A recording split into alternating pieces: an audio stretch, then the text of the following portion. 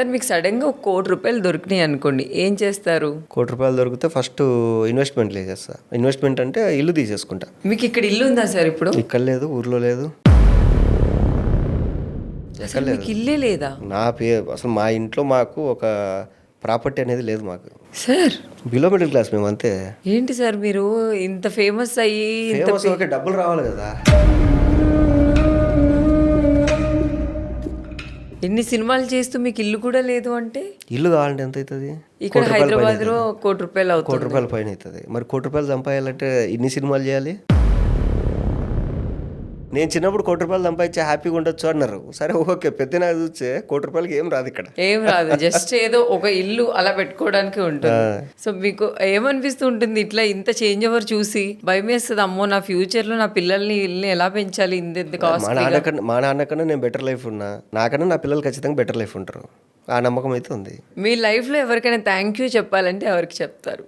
Thank you చాలా మంది ఉన్నారు. థ్యాంక్ యూ చెప్పాలంటే ఒక పర్సన్ మెయిన్ అంటే మా fun maker director Harsha Navarapu. So నేను అసిస్టెంట్ డైరెక్టర్గా, రైటర్గా నేను యాక్చువల్గా స్టోరీస్ రాసుకొని వెళ్ళా రైటర్గా.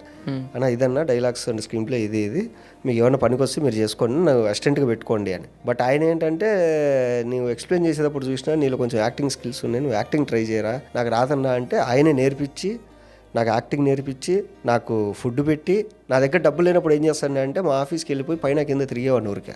ఎవరు చూసినా ఏరా ఇలా వచ్చావంటే డైరెక్టర్ పిలిచాడని చెప్తా, డైరెక్టర్ వచ్చి ఏరా ఇలా వచ్చావంటే ఆ మేడం పిలిచింది అని చెప్తా. అలా తిరిగేవాడిని పైకి కిందికి. అప్పుడు వీడికి అర్థమైపోయి పిలిచి ₹50 జేబులో పెట్టి వెళ్ళి తిని రాపోనేవాడు. తర్వాత నాకు ఎప్పుడన్నా నీకు సిట్టింగ్ చేయాలని ఉందా ఫోన్ చేయి, నేను వస్తా. తర్వాత నీకు బండి కావాలా ఎప్పుడన్నా, నేను బండి ఇస్తా తీసుకోబా.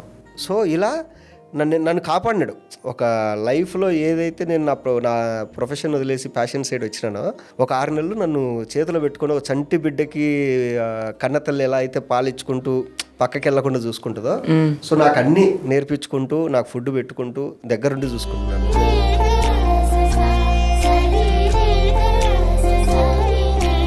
నాకు ఫ్రెండ్ ఏమన్నాడంటే ఏరా హ్యాపీగా కనపడుతున్నావు అంటే, ఫుల్ బిజీగా ఉన్నా ఫన్ మేకర్తో అది ఇది అన్నాడు. అప్పుడు మా వాడు ఒక క్వశ్చన్ వేసినాడు, రేపు అర్ధాంతరంగా ఆగిపోతే నీ పరిస్థితి ఏంటి అన్నాడు.